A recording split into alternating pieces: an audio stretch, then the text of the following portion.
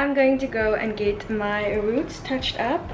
I thought I'd also just film a little like small Q&A with my hairstylist. This is like my trusted hairstylist that I've been going to since I was like 18 years old.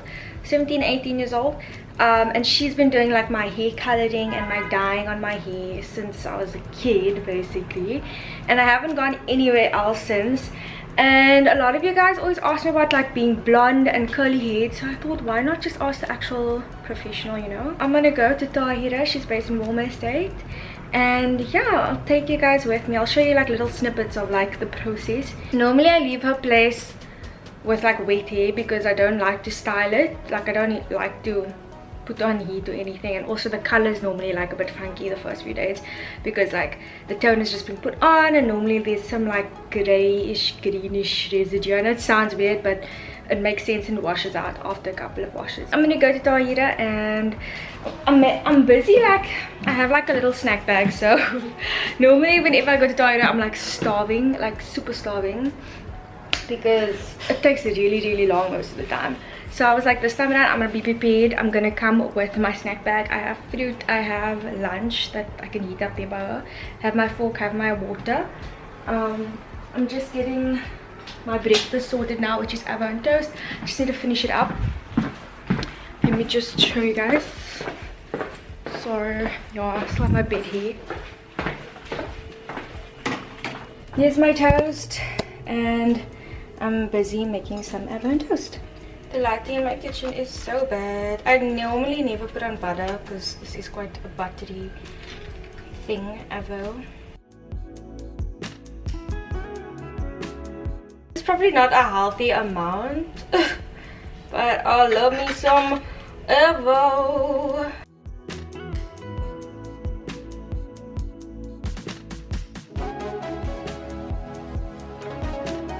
Okay, so I have my avo toast ready for takeaway because I gotta get going.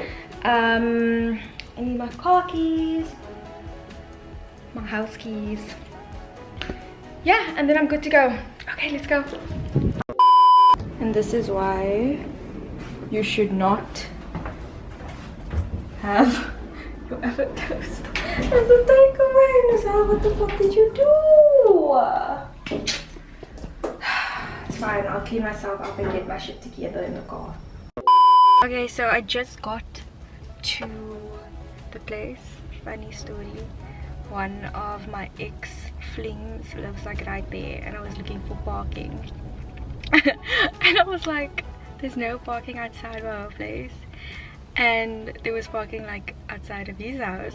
And I was like, do I really want to go there? Do I really want to park my car there and risk when I come out maybe running into him? No ways. Or like his mom or something. No ways. No ways. So I was like, girl, I'll park around the corner and I'll walk. This is Tahira. Wait, I can't see you. There we go. Hi. So Tahira's been doing my hair like forever. How long has it been? Like since, how old am I now? 23. It's been 5 years. Five and a bit years. Well, I mean, but yeah, anyway, so I want to get my roots done because it's been growing out so much. And some of the questions that I get all the time is like, people want to go blonde or go lighter, but they don't want to damage their curls. What should they do? Firstly, you have to do it slow and low, which means it's a process. So you basically have to build on your color.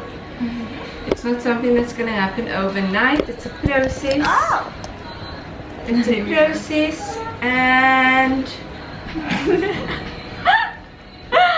there we go. Just repeat that. Curly hair is naturally dry.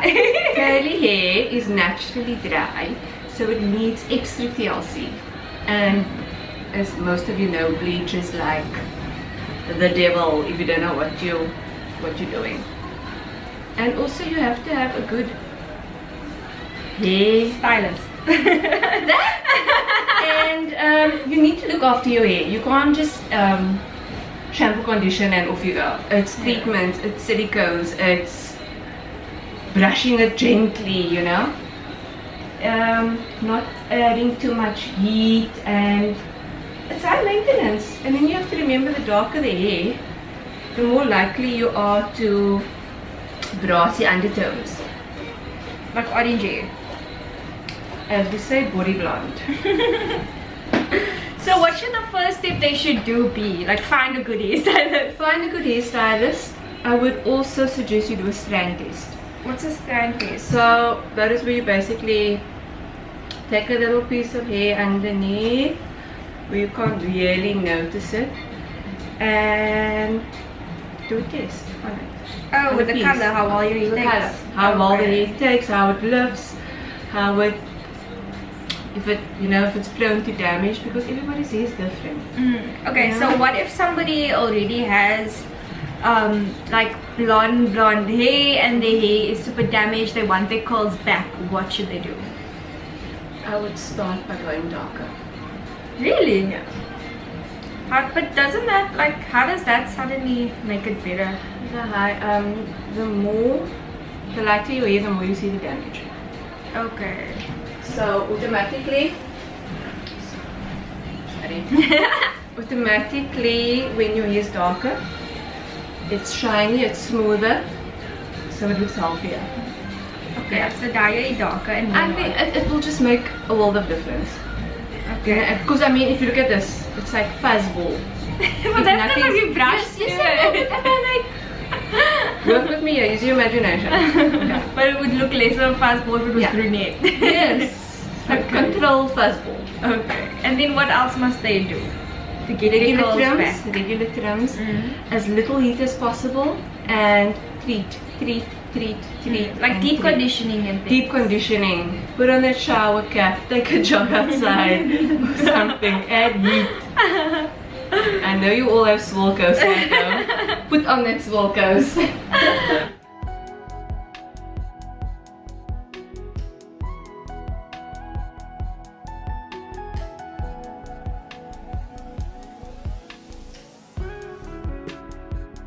Okay, Tyra. Someone wants to know, how do I get my hair to grow? Folic acid, vitamins, folic acid, and biotin. Which is vitamin, like a vitamin B and biotin. Those are known to promote hair growth. Are there any like products that help with it, or is it all fad? Honestly, I find that with hair growth, it needs to be from the inside out. Okay. I find that topical products don't really do what they're supposed to. If anything, it might just make your hair feel fuller, but that's also like a quick fix. It's more of a cosmetic feeling thing than actually having faster growing hair. How can they get their henna to last longer and not turn so orange? Henna? Hey bo. Yo.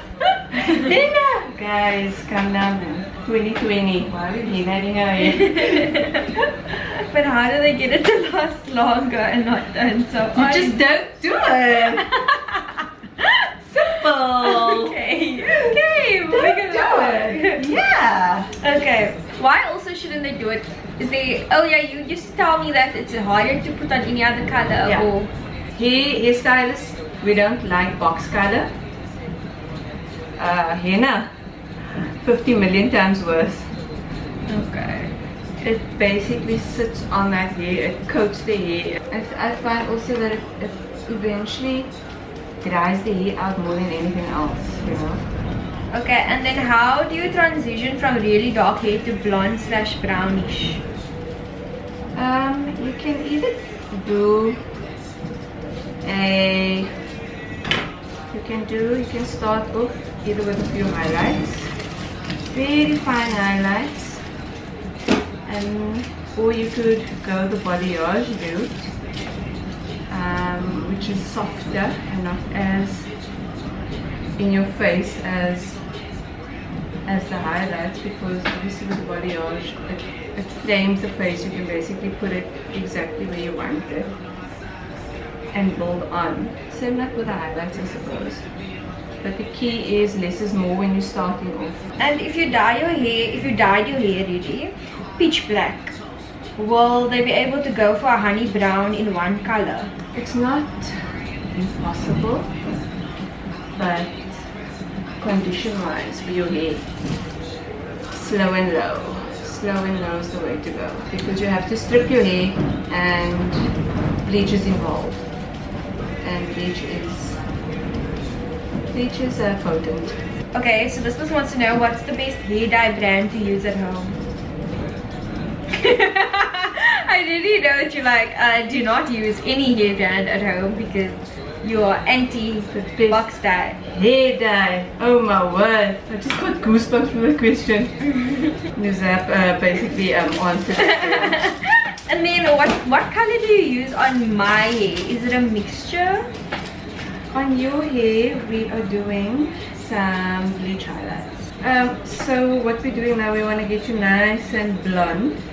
So we've been doing just bleach. And again, like I say, low volume peroxide. Low volume, we do a 20 volume with your bleach.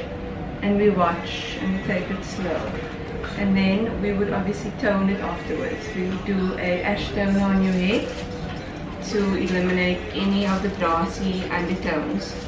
And then if you have reddish hair, can one go blonde or blondish, or is it a difficult process? Red is extremely stubborn pigment. It's not impossible, but you need to have patience and you need to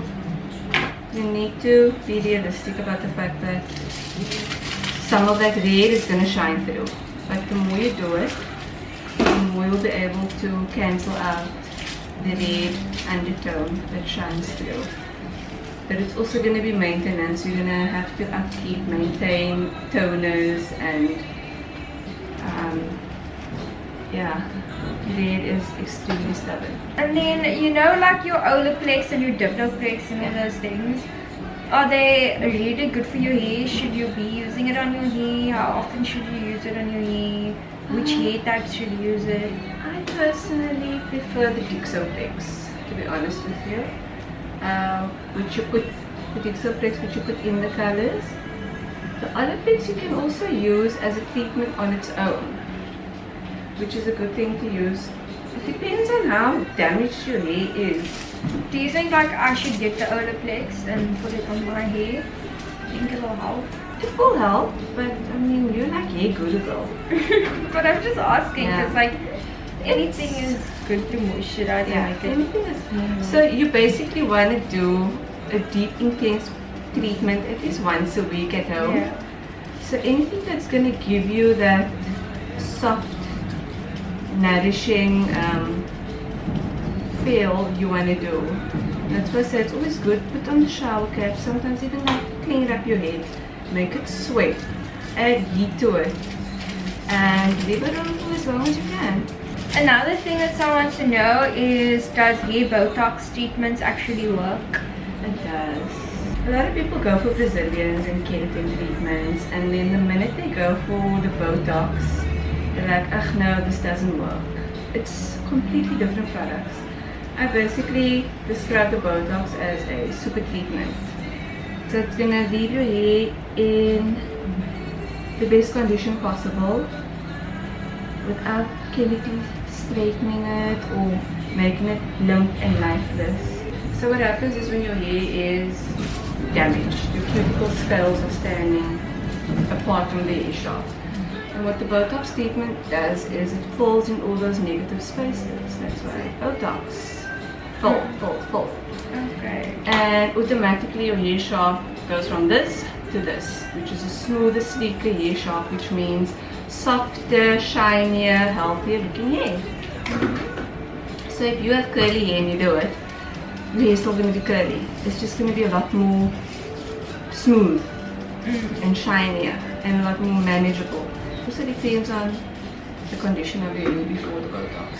You know, treatment can only do so much. You have to be realistic. So you would say it's worth the money? Yeah. Okay. Okay. Yes, it's good to. That's good to do like once a month, maybe. You know. Sure, that's often. I like it so much. I do it once a month. I get addicted to that smooth feeling. Like I want more. I want more. And then someone asked me what curl type I am, and I'm like a 3B. 3B. Yeah, I'm a 3B. So yeah, are you busy applying the bleach already? Huh? Are you applying the bleach? Yeah. Oh, okay, cool. We got them in the foil. We got them in Okay. the little pocket. So we basically Okay. just do. We just want to do that dark section over there. We don't want to overlap too much because that's Then when it makes it more weaker. they say. Okay. Virgin black, you wanting to go lighter? What's the process like? Something as drastic as that. Going from black, almost black, to anything lighter. It's a huge change. So little by little, guys. I know I sound like a. But isn't it better for virgin hair compared to like It dyed is. black hair? Yeah, it is, but he has a mind of its own sometimes. You never know. But I think it's more from like an emotional point of view. Like, make sure that you are well prepared and make sure that everybody else around you is prepared.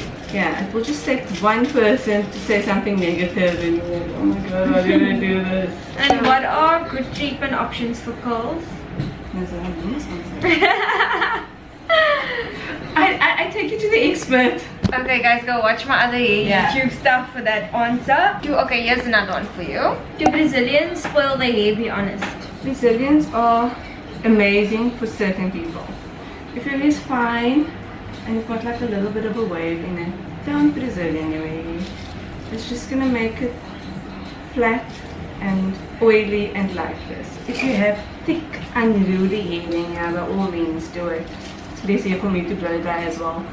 It does actually help a little bit with the condition of the hair. One thing I don't particularly like about the Brazilians is that it tends to strip the color.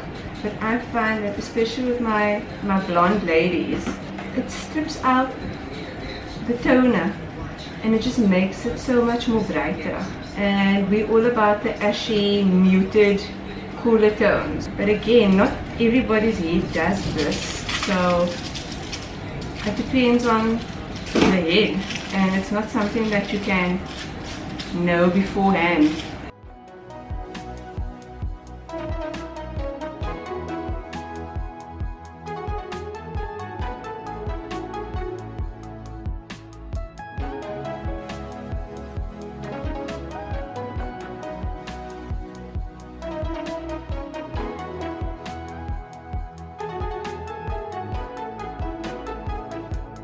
I have another question. It is, I just want to know what flat iron is better, GHD Platinum or Silver Bullet?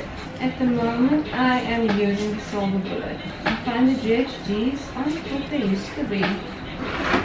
I agree. It's just personal preference. The situation. See, it's no glamorous thing trying to get the hair looking decent.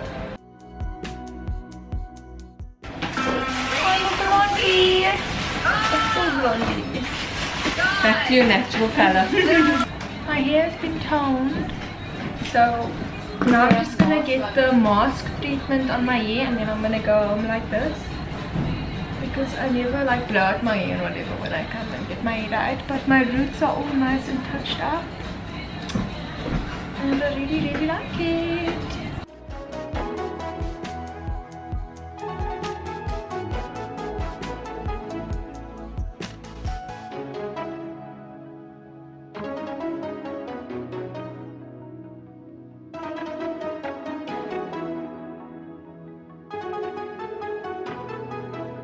Okay, so this is my hair done. This grey will be washing out in the next couple of days, and then yeah, my hair has been touched up, and you guys will see my curls over the next week when I diffuse it and such. I'm gonna head on home now and try and miss the traffic, and then hopefully go to Nelly's